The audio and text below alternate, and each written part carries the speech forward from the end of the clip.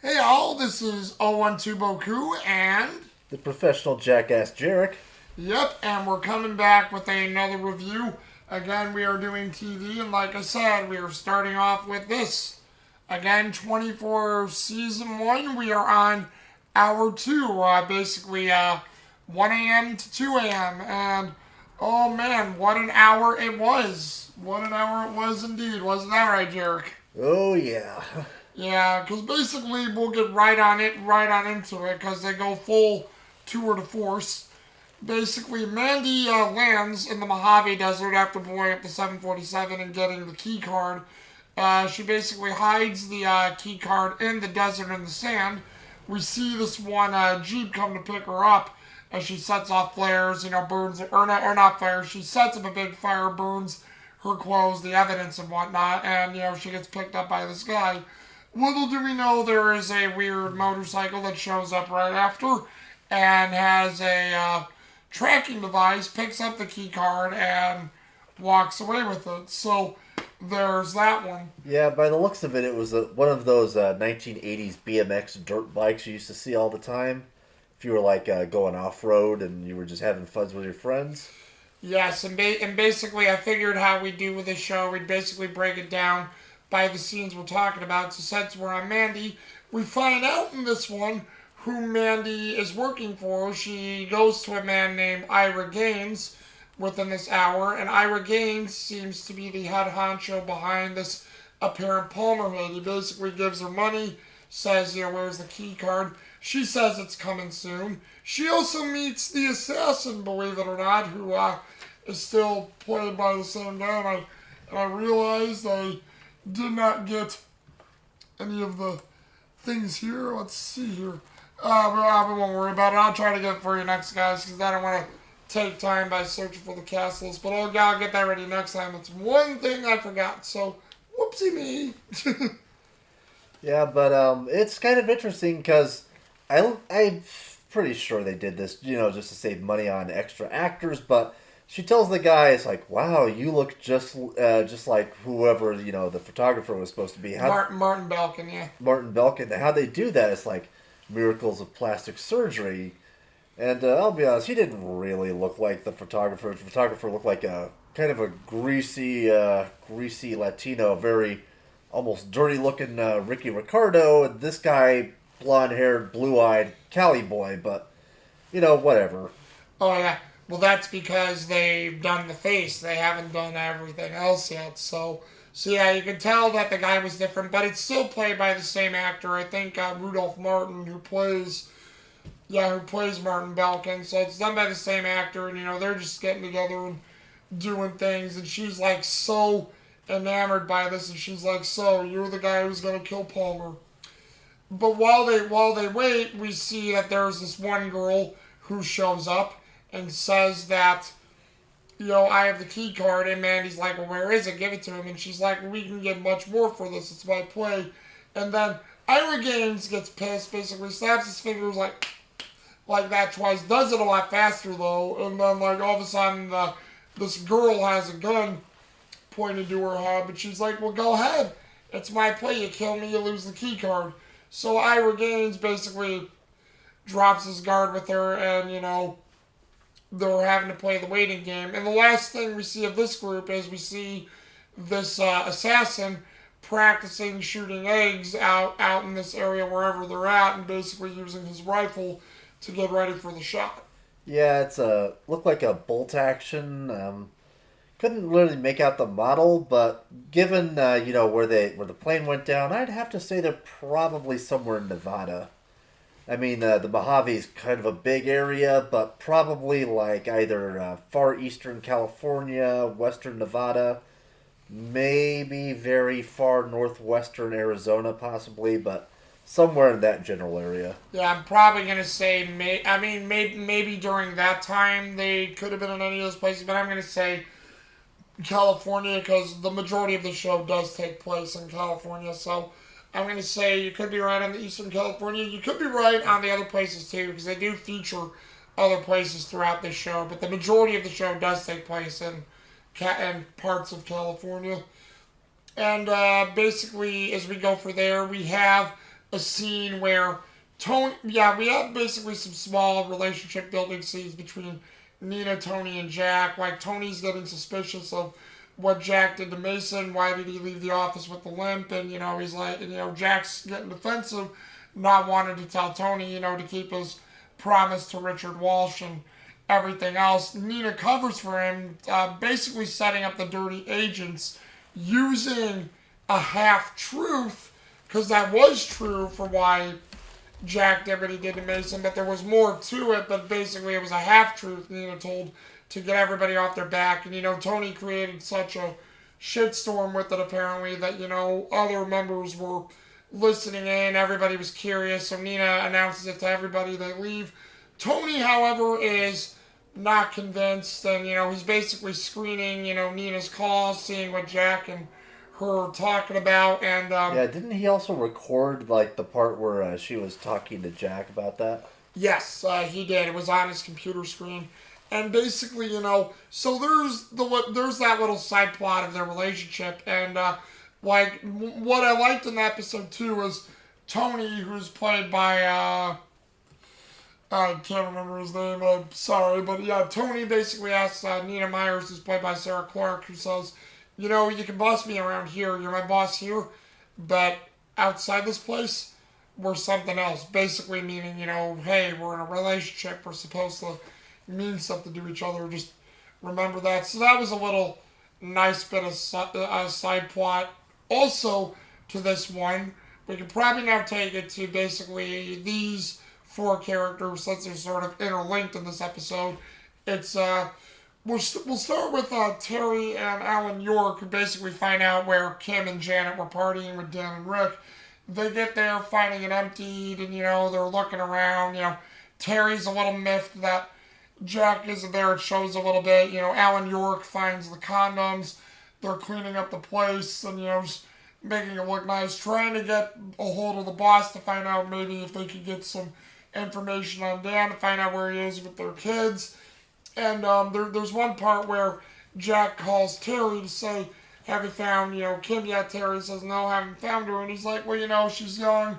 She'll come back. She'll listen. And she's like, well, yeah, but maybe if you would see this place, you would understand what kind of partying they were doing, Jack. And Jack's like, what does that mean? And she's like, nothing. And just hangs up the phone with him. So you can see they've sort of started adding tension there with Jack's job and her giving the idea this is why Jack was not living with Terry, his wife, at this current moment. Yeah, and also apparently whoever owns the place left their business ledger out, and I guess he doesn't like Dan very much because he didn't even bother to write down his last name. But Terry, we know what she's gonna do. She's gonna call Jack and ask him if he can find it. Mm-hmm. Which he does, because he's Jack fucking Bauer. Yep. Well, actually, in a way, Jack was unavailable. It was Nina, I believe, who helped her, because Nina did her a solid, saying, hey, Kim's missing. Could you help us out? But yeah, that's right. But then, as it continues on, you find out how with Kim and Janet was given a roofie by Dan, so she's all drugged up. Kim is trying to fight back and trying to warn Rick and Dan that her dad's gonna get upset. Dan's like, I thought you told me your dad was dead, and he's like, well, he's not. And he's like, all these different things. Rick and Dan are having also a little bit of problems. They're fighting over stuff. Janet started choking. Yeah, Rick didn't, or no, Dan didn't want to help. Rick stuck her head out the window so she could throw up out the window. Yeah, she had a lot to drink, and then they gave her a roofie. Really bad for your hearts, kids. And to top it all off, the Mex machine had a little too much Jamaican love in it, and they didn't roll down the window. So, yeah, you don't want a girl who's basically incapacitated, drugged up, basically her head swimming like a Pelosi after the fucking January 6th hearings, and, not enough oxygen. So, yeah, maybe next time you try that shit, roll down the fucking window so Daphne can let Fred's leftovers out.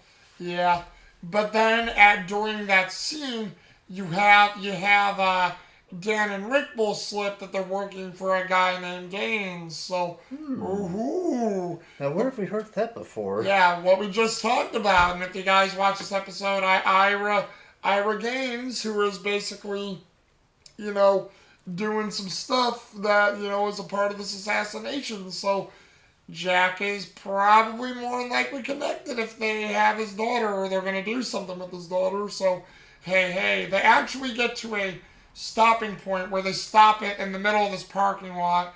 They ask Kim to get out, and what happens is they want Kim to call her mother to say everything was fine. She's just at a party. What happens is Kim refuses. Dan takes a crowbar, sticks Janet's arm out the window, basically smashes the crowbar into Janet's arm, obviously breaking it because you see where Janet during this whole episode is out of it, but as soon as Dan hit her with that crowbar, oh, she woke up after that one. Yeah, not enough drugs to stop that pain, and I mean, I guess he took a lesson from Mr. Napier. Back arm, forearm.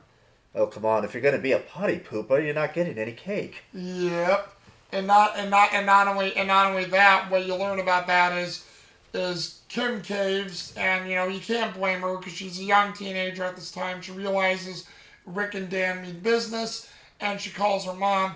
Alan York and Terry are listening in, and they're trying to find out, but Kim can't give away too much because they'll probably hurt Janet more, or they'll hurt her. So she's basically just saying they're at a party, everything's fine, but she starts apologizing, saying, "Mom, I shouldn't have left. It was stupid of me to do. Janet and me were being dumb. I'm sorry." And then she mentions, "I love you," and they get back in the car and drive off after that. The funny thing is, after Kim hangs up the phone, Alan York looks at her and says, "What is it?" Kim says, "I love you." She never says that. Yep, bit of a tip off. Exactly. So they probably know something is, well, or at least Terry probably has a feeling something's going on wrong with that one. To the same thing as well, we get to the part where we see how, or actually, I probably want to save it for the end because it was like one of the huge parts of the thing. We'll probably go to David Palmer now. David Palmer, we get to learn how his kids were at a rally. His kids come back from the rally. His wife's watching what happened with the 747. They're both in shock about that. Sherry Palmer is trying to ask David why, what was that earlier with Maureen Kingsley? And he's like, "Oh, it's nothing, it's nothing." And then what happens is Keith and Nicole come in. You see there's this deep in family bond with everybody. They really love each other. And he's looking at his kids with genuine, care, but also worry. And there's that part where he actually goes into his bedroom, picks up the phone, and talks to this guy named Carl. And you vaguely hear what Carl's saying, like saying, "What's going on?" He's like, "It's this dirt that Maureen Kingsley's dug up. I need you to do something about it." "Okay, we'll do it in the morning." No. We need this done now. And then David Palmer slips out. But what happens is a man named Aaron Pierce, who's a part of the United States Secret Service, show up, and they're added security for David Palmer. The thing is, though, Sherry, Keith, and Nicole are like, "Okay, the hell's all this? What's going on?"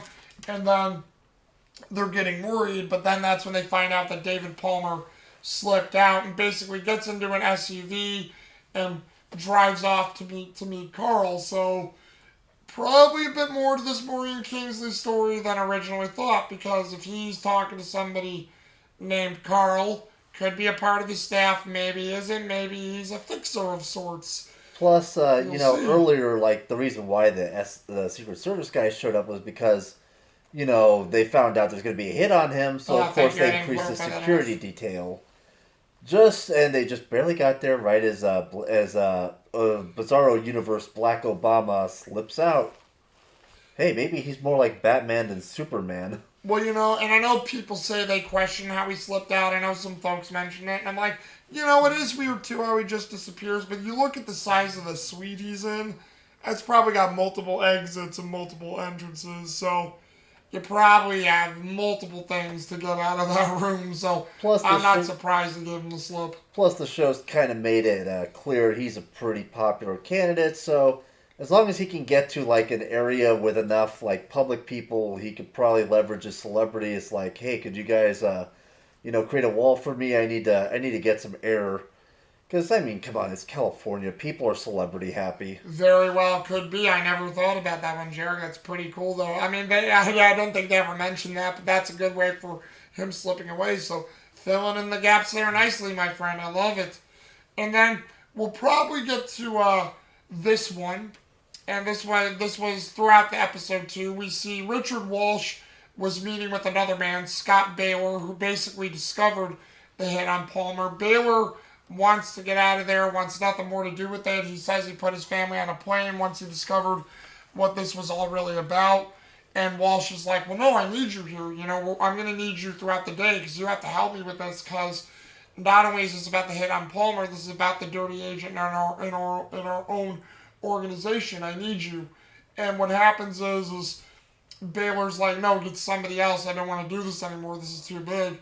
And Walsh, it's cliche, but he just looks at him as the elevator door opens and says, there is no one else. Baylor agrees to another 24 hours, but when he's about to take Walsh's hand and they're both about to get into the elevator, bam, bam, bam, suppressed or silenced. Sorry, Gray Fox, I'm going to say it. Suppressed or silenced gunshots. Oh, you said it. You said the thing. I said it twice, and Gray Fox can sue me if he wants. But I will say suppressed again to put you at ease, Gray Fox. But suppressed gunshots go out. Gets basically Richard Walsh right in his arm, or upper wrist, actually, I should say. And what happens is sadly Scott Baylor's killed, but Richard Walsh goes into action big time, calls Jack for a favor, saying to get him out of there, and it's at Dunlop Plaza in California. Basically, Jack does a favor for Nina, which covers for him, and that's also what starts the whole Tony searching thing. So the things that he was looking up to was Jack's thing in the Dunlop Plaza. So again, with the whole dirty agent thing, is Tony doing this for curiosity, or is he possibly the dirty agent? The show really plays that off really well with everybody's innate curiosities. The thing is, though, Jack gets there. Nobody interrupts Jack right when he gets into Dunlop Plaza, also with a little help from Nina as well, who gives him the building codes. But he gets in, gets to the roof where Richard Walsh said he was going to meet him, and then, Richard Walsh comes out of hiding, and they basically start going down together. Eerily enough, still not seeing anybody. Yeah, if I remember when Jack called him, he's like, all right, did you see how many guys there are? It's like 2, maybe 3. And, like he said, he got into the building, he got to Walsh easy enough, but Walsh is bleeding, they don't know if the guys have left or not. And it's an office building, lots of cover. Oh, yes, and then, that plays into it. And, Walsh basically starts scolding himself to, for what happened and what happened to Baylor, and, he's like, I'm sorry, Jack, I let you down. And Jack's like, no, don't ever say that. You saved my life. And, basically puts a temporary tourniquet with Walsh's tie on his arm. And they're basically both going out of the building together. During this time, though, they're going through, like Jarek said, the office buildings, tons of glass. That's where they start getting fired upon as they're trying to make their exits. Jack takes out the first guy. Both Richard Walsh and Jack take out the second guy when he appeared out of nowhere. Jack takes off the thumb, literally cuts off the thumb with his knife to basically get DNA and probably fingerprinting ID, because he wraps in a big flipping cloth to keep the blood from getting on it, which pretty damn smart there, I gotta say. But essentially, they get out. Walsh and Jack are making a run for it. Sadly, though, Walsh gets hit in the back by two shots, and there's a sniper with, I'm going to say, a semi-automatic rifle or so, just right across the way from where Jack parked. And, Jack gets to cover just in time, but like I said, Walsh got shot twice. Walsh basically probably knows he's going to die, basically says, give this card to Jamie. I believe you can trust her. This card has the rat and everything you need on it. Throws it to him. Jack is telling Walsh to stay down. Walsh gets, I think, shot 2 more times and is killed. Jack basically has enough time to get out there, but he takes a few more shots at the sniper. Can't get to him, though, but is on his way.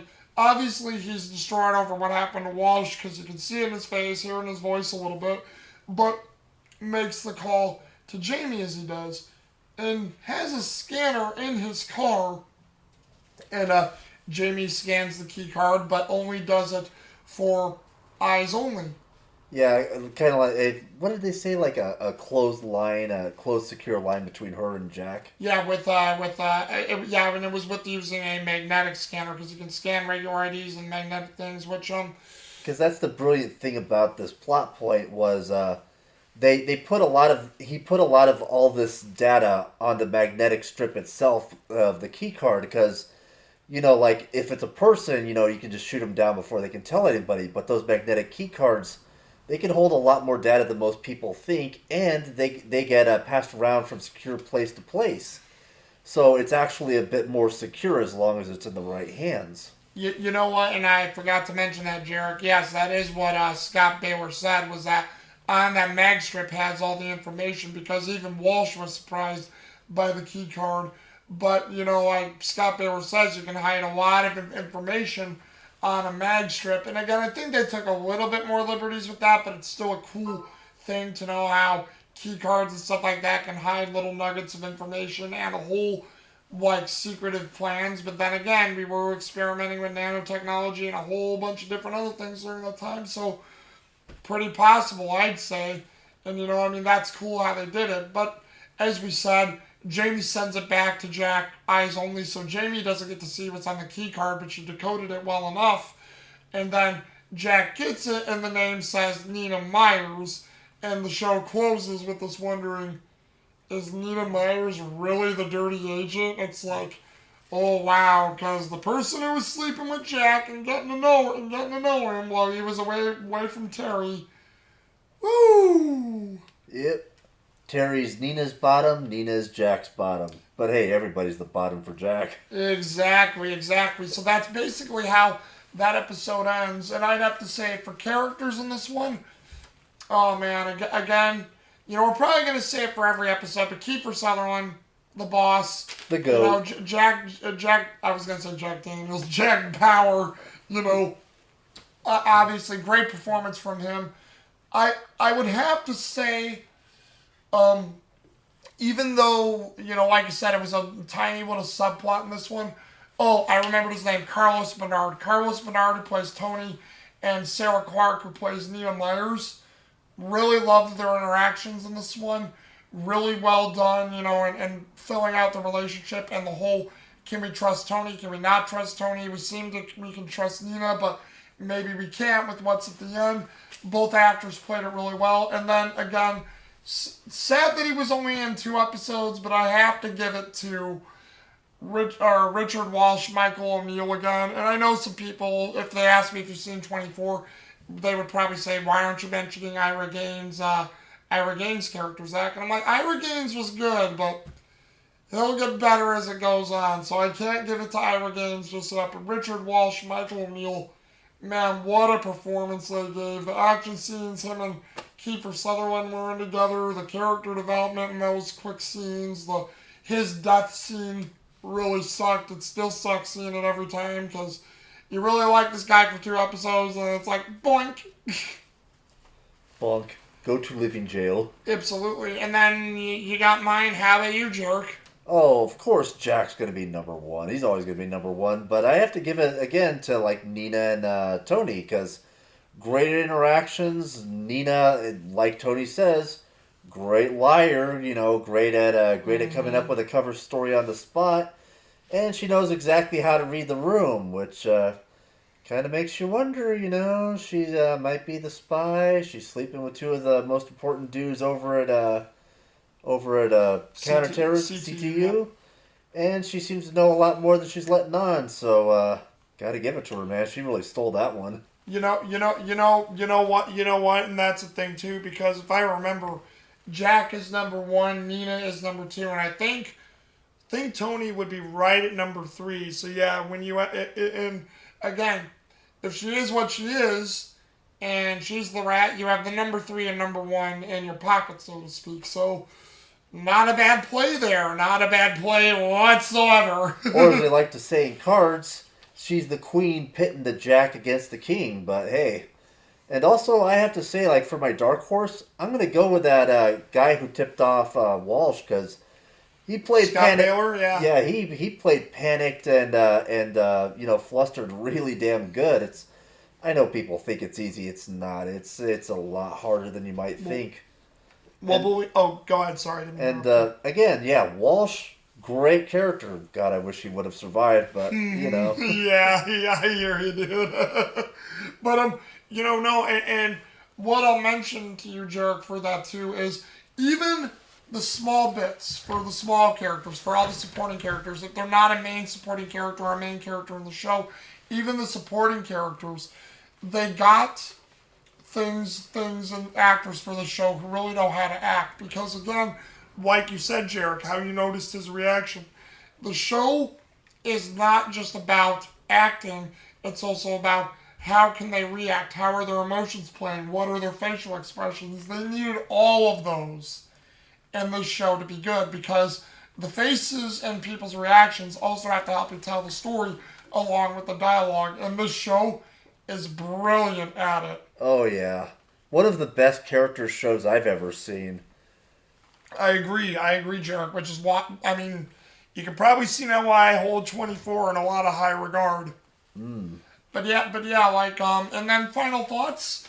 Overall, a great episode. I love the action scenes in Dunlop Plaza that were there. How the story just amassed hugely with seeing Ira Gaines, the villain, right now for it. Mandy and this whole keycard thing with her, whatever that girl is, and also the relationship stuff. When I first watched the show, didn't care for it, but now that I look back at it, pretty well done. So I didn't mind the relationship stuff, and Terry's worries and adventures with Alan York. You hope Kim gets out of it okay. I really loved it. How about you, Jared? Oh indeed, and hey Nina Myers, for a good '90s reference, you don't know Jack. Tweet, Yeah, anybody remember that shit? tweet. All right, well, that's a great ending for me. I don't know how to top that with Jarek there. But what did you guys think? Have you guys, again, seen any of 24? I know just like with Full Metal Alchemist, we do it a lot. But, again, have you guys seen this at all? What do you think? Just leave a comment down below. And we'll get back to you again, probably with another review on this or something else coming soon. Because like I said, I did promise I was going to try to get these out a little more and make more time for them. So I'm going to try to stick to that, okay? But until then, this is 012 Boku. Jerk the Jackass. And we'll speak to you guys again later, alright? Deuces. Deuces.